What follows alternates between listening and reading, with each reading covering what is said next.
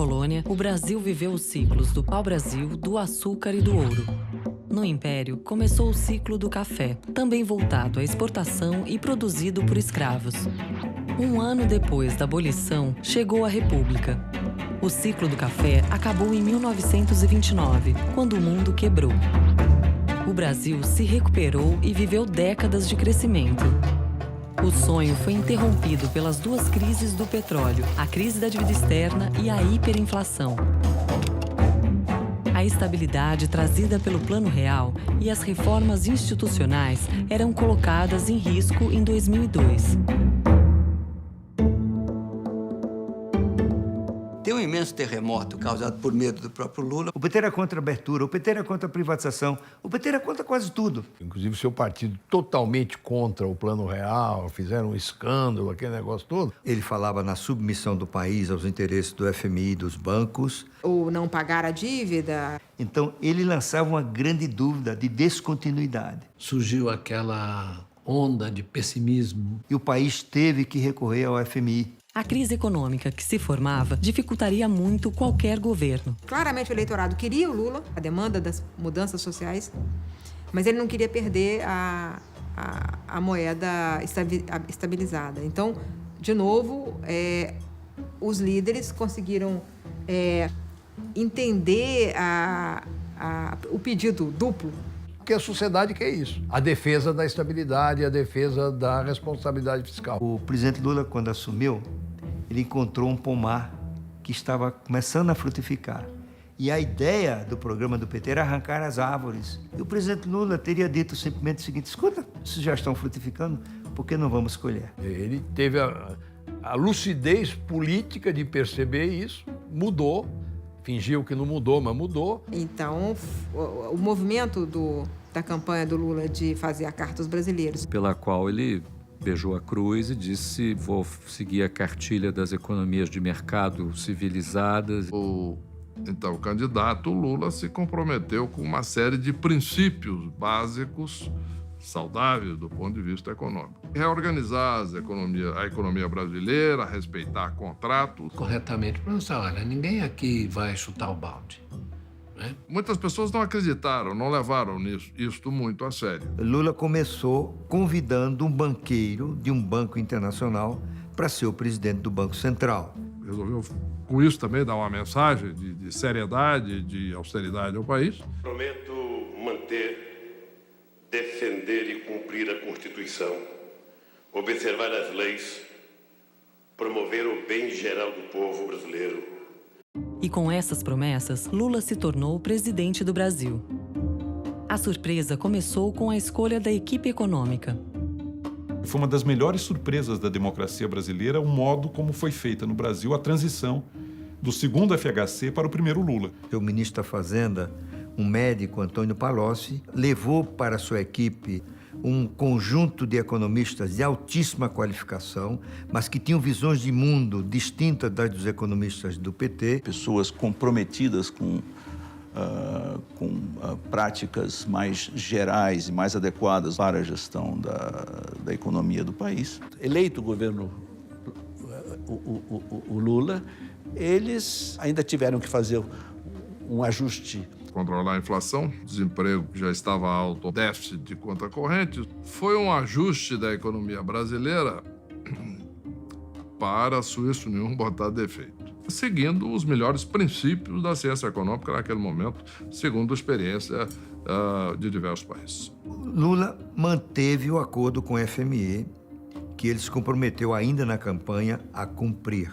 E esse acordo estabelecia que 80% dos recursos seriam desembolsados no governo seguinte. Em julho de 2003, o Brasil já começou a crescer. E mesmo depois da crise controlada, a política econômica foi mantida. Houve, na prática, uma continuidade de gestão da política econômica. O Lula, no primeiro mandato, preservou e até reforçou o compromisso com o chamado tripé macroeconômico, austeridade fiscal para valer, política monetária autônoma do Banco Central, cumprimento do centro da meta de inflação e câmbio flutuante. Mantém o compromisso com a lei de responsabilidade fiscal e com todos os outros, tudo que é a base do Plano Real. Lula deu sequência àquela filosofia que vinha tendo no governo Fernando Henrique Cardoso de melhoria do ambiente de negócios e de mudanças institucionais que melhoraram muito o ambiente econômico para permitir que os mercados no Brasil funcionem melhor. A economia mundial crescia, com destaque para os chineses. Uma situação internacional muito favorável. Especialmente por conta das suas exportações à China. Com um boom espetacular das commodities, com taxas de juros internacionais próximas de zero. O pessoal aumentar a produção e aumentar também o consumo. E isso, então, permitiu um grande crescimento. O Brasil acumula reservas até 2006, 2007, de 200 bilhões de dólares. Reserva que nós geramos com um superávit comercial. Os resultados econômicos eram incríveis.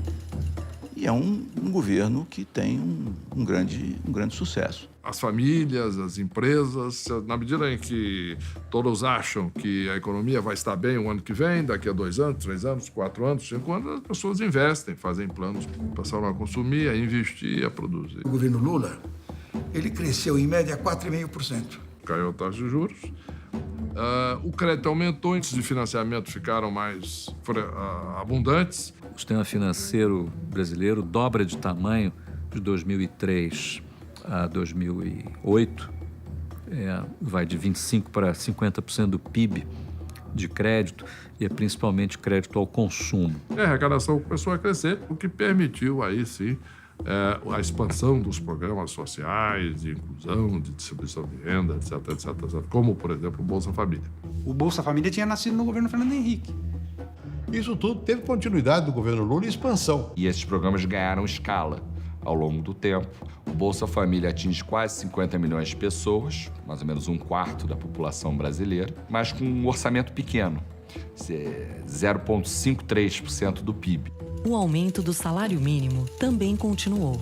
Quando o presidente Fernando Henrique estabeleceu o plano real, o salário era $60. Depois que você estabilizou a economia, você começou a ter reajustes fortes do salário mínimo. Política de sustentação do aumento real do salário mínimo. Começou em 93 e não parou até hoje. Com essas medidas, o sucesso econômico atingiu até os brasileiros mais pobres. There's been a tremendous amount of economic growth that's changed the whole social structure of the country. Nenhum governo tentou fazer isso de uma forma de grande escala. Houve muitas de melhoria da situação social, não há dúvida.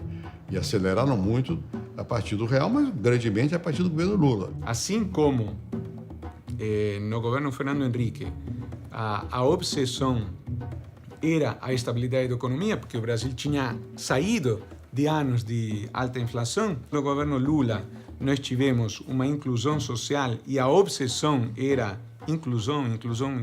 Então o Brasil passa a seguir um caminho do meio, aonde a desigualdade cai, mas o crescimento também acontece e a pobreza acaba sofrendo essa dupla redução, seja pelo crescimento do bolo, seja pela melhor distribuição. O governo Lula foi um grande sucesso do ponto de vista social. O desemprego, que estava a 13%, caiu para 5%. A quantidade de pessoas muito pobres foi reduzida a menos da metade do que foi. De lá para cá, o Brasil conseguiu reduzir a pobreza extrema em 70%. Com uma coisa, os 20% mais pobres cresceram a sua renda 68%. E os 20% mais ricos cresceram 38%. Todo mundo melhorou, mas os mais pobres melhoraram substancialmente mais.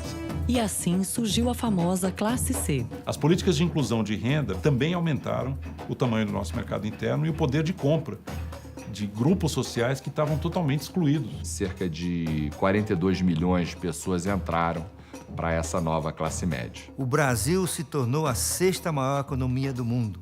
Um resultado incrível. Os números eram fantásticos. E o sucesso favoreceu a reeleição do presidente Lula.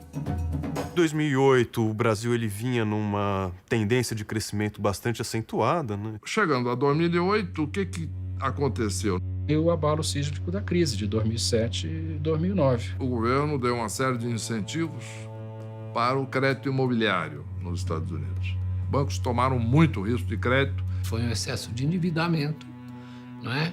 Uma especulação financeira adoidada. Não é? No momento em que o valor das casas e dos imóveis comerciais começou a cair, as pessoas passaram a não ter recursos para pagar o crédito. Isso gerou uma reação em cadeia, começou a quebrar bancos. O sistema creditício mundial literalmente parou, como se tivesse uma parada cardíaca. O sistema financeiro internacional entrou em colapso. As linhas de crédito para o Brasil pararam, foram interrompidas completamente. E mais uma vez, uma crise mundial abalava o sonho brasileiro.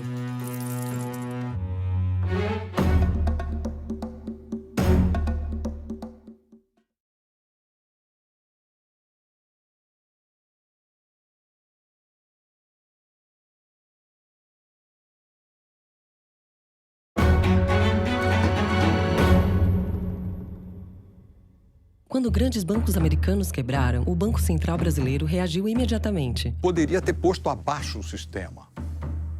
Só não foi porque os bancos centrais socializaram a crise, assumindo passivos, assumindo ativos do setor privado. Nós entramos nos chamados canais de transmissão da crise, isto é, onde é que está a crise estrangeira, como é que ela se transmite para o Brasil, e atuamos nestes canais. O governo agiu corretamente. Tínhamos 260 bilhões de reais de depósitos compulsórios no Banco Central que foram liberados para irrigar a economia. Uma boa parte disso foi liberado. 205 bilhões de dólares de reservas internacionais que nos permitiram, na prática, substituir o sistema financeiro internacional financiando bancos e empresas exportadoras e importadoras brasileiras. A crise de 2008 gerou uma crise de confiança no mundo inteiro, né, e justificou a adoção de políticas chamadas keynesianas. Incentivar o crescimento da economia, incentivar o consumo. Houve uma escala de intervenção financeira e monetária nas economias desenvolvidas nunca antes praticada. O Brasil fez isso, aumentou o gasto público, aumentou o crédito pelos bancos oficiais. Diminuiu o superávit primário,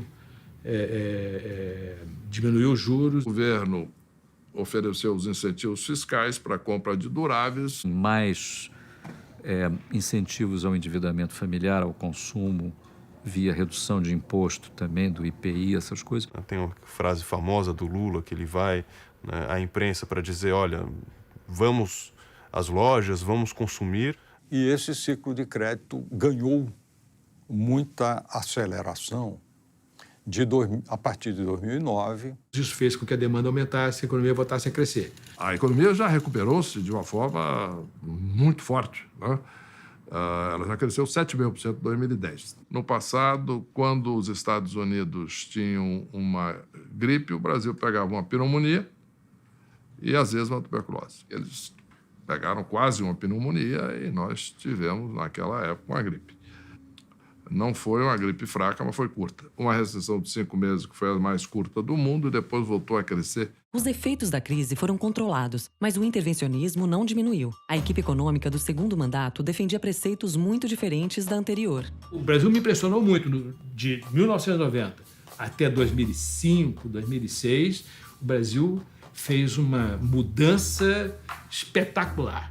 Eu acho que o processo meio que piorou um pouco a partir de 2006. E aí o governo Lula começou a mudar. E nós deixamos de aproveitar esse momento para fazer uma série de reformas. Nós não fizemos mais quase nenhuma reforma, nada que realmente fosse fundamental.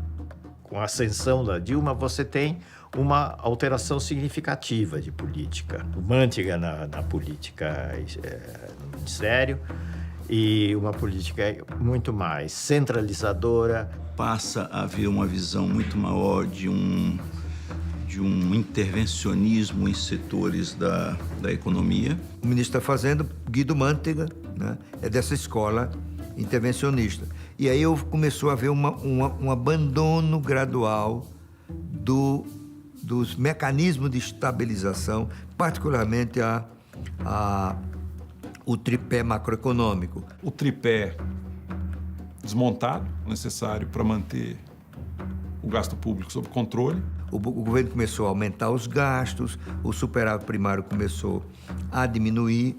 É o Estado desenvolvimentista achando que vai decidir quais são os setores da economia que vão florescer e quais são aqueles que não vão receber apoio, proteção, favores e estímulo. Políticas diferenciadas no BNDES em favor de determinados setores ou empresas que foram entendidas como relevantes para a criação daquilo que se convencionou denominar dos campeões nacionais. Então, passou-se a usar muito agressivamente o crédito direcionado e subsidiado, isenções tributárias, tarifas de proteção à importação. Ficar dando incentivo para esse, para aquele, tudo a conta-gota, tá certo? Sem clareza, transparência nas regras. Tem uma transferência de renda do Tesouro para os grupos que vão ter esse capital mais barato do que o próprio Tesouro se financia. Enquanto o mortal comum paga 30% de juros, ele paga 5%,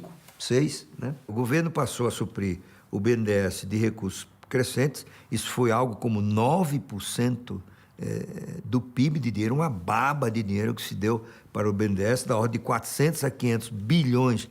Uma vez me perguntaram, mas como é que o BNDES faz escolhas? Eu disse, olha, nós temos aqui um grande assessor inglês que nos faz as escolhas das empresas. É o Charles Darwin. A economia já não crescia como na década anterior. Mas isso não afetou o resultado das eleições.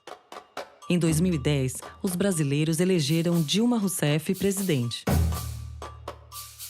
A Dilma teve um problema sério. Havia o desaquecimento da economia mundial. Uma economia com crescimento muito baixo, próximo de zero, com inflação mais alta do que as metas que a sociedade fixou para si mesma. E o governo entendeu que deveria continuar intervindo. Do governo Lula para o governo Dilma há uma continuidade. O governo continua intensificando as políticas sociais.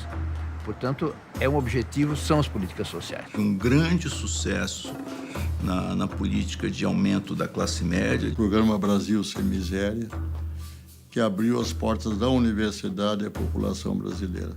Isso foi um grande sucesso desse governo e é inegável, não se pode negar isso. Claro que o governo Dilma, ele se revelou muito mais interventor na economia, um certo messianismo que o governo Lula não tinha, e de gastar recursos públicos que não tem. E começa a se restabelecer o chamado capitalismo de Estado, em que o Estado é o promotor, é o investidor, é o que controla. A ideia do Estado intervindo desastradamente no funcionamento dos mercados. Uma completa dissociação entre a classe econômica, os empresários e o governo, uma falta de diálogo muito forte. E isto faz com que a gente tenha o clima de desconfiança e de falta de investimentos que a gente vê no nosso país hoje. Com falta de investimentos, o governo lançou um pacote de concessões na área de infraestrutura. O Estado não tinha condições de continuar investindo na infraestrutura de rodovias, ferrovias, portos e assim por diante. E aí a iniciativa, que eu acho extremamente louvável, de mobilizar o setor privado através de concessões, do grande programa de concessões. A Dilma, sobretudo, fez várias privatizações que, como a privatização é uma palavra maldita, recebeu o nome de concessões e tal. E as estratégias para aumentar o PIB e conter a inflação, aumentando crédito e incentivos, não dão resultado no governo Dilma. Ela pega o final, vamos dizer, desse ciclo de endividamento familiar e de criação de crédito de consumo. Na década passada, o crescimento que o Brasil teve, ele foi, de certa forma, facilitado por estabilização, possibilidade de previsibilidade e, com isso, uma grande expansão do crédito. Esse fenômeno começa a se esgotar. O nível de endividamento das famílias começa também a se estabilizar. A inadimplência, num certo momento, começa a bater em limite. O sistema bancário se torna muito seletivo. Então, os instrumentos vão perdendo eficácia. E é uma sensação angustiante para quem está em Brasília apertar o mesmo botão e ver que a coisa não funciona do mesmo jeito. Principalmente no governo Dilma Rousseff, nós retrocedemos. As 3 pernas do nosso chamado tripé estão capengas, altamente fragilizadas. Para colocar a inflação na meta, tinha que ter taxas de juros cada vez mais altas. A Dilma tinha prometido nas eleições passadas que ela baixaria a taxa de juros. Então, provavelmente, ela baixou, depois voltou a subir. Uma hora ela corta a tarifa de energia de um jeito que arrebenta a Eletrobras, no outro ela bate nos juros de um jeito que fez com que agora o juros esteja mais alto do que no começo do governo dela. O que aconteceu no setor elétrico é uma barbaridade. Começar a controlar a inflação com base em represamento artificial de tarifas, como energia elétrica, como o preço da gasolina, como o preço do transporte público. E, de repente, você montou um desastre na área, nessa área, né, que você administrou os preços. A inflação continuou aumentando e os gastos do governo também. Há um descontrole de gasto público.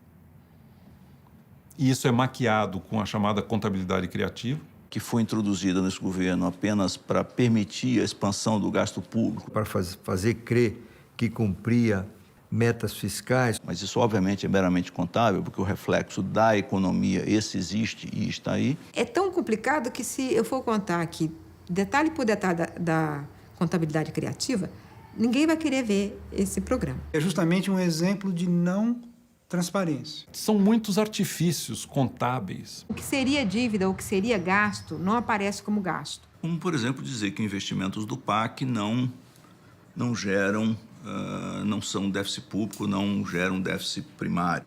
Esse é um entre muitos exemplos. Outro exemplo, não pagar contas devidas num ano. São gastos que não foram feitos naquele ano contábil, vão ficar para o período seguinte. Eles descobriram que a operação que dá prejuízo pode gerar dividendo. O Tesouro, para fechar as contas, ele pede ao BNDES que pague dividendos, mesmo tendo que logo depois pedir mais um aporte de dinheiro ao Tesouro. Então, na verdade, ele tem uma dívida, mas ele também tem um ativo. Então, isso se neutraliza. Na dívida líquida, não aparece. Como se você passasse o dinheiro de um bolso da calça para o outro bolso da calça e considerasse aquilo como receita. O que acontece é, ao dizer que um determinado gasto não é déficit, no fundo eu estou autorizando uma expansão fiscal ou uma expansão monetária. O que significa, olhando do lado da moeda, significa inflação. Contabilidade criativa, ela não afeta o mundo real. Não é que estão roubando, não é isso. Estão querendo passar uma imagem do que não existe. Isso afeta a credibilidade, aumenta a desconfiança. Uma das coisas que mais atrapalhou e gerou desconfiança no meio empresarial, dos investidores, etc., é justamente o recuo que foi, em vez de avançar na transparência das contas, ao contrário.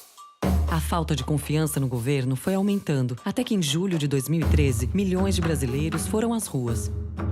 Inicialmente contra o aumento do ônibus, depois também por saúde, educação, segurança e contra a Copa do Mundo no Brasil. Contra a corrupção, contra a PEC 37, contra esse projeto absurdo que é a Cura Gay da Comissão dos Direitos Humanos. Foi um movimento difuso de insatisfação com o governo. It's kind of an inevitable process of economic modernization. You get young people with better education, with higher expectations, you get a broader middle class, and middle classes everywhere in the world have greater expectations. Os indivíduos mais demandantes e maiores pressões sobre o governo, com maior cobrança, que eu acho que é uma coisa muito positiva da sociedade. So that's what democracy is. Democracy is governments that have to be responsible to public pressure.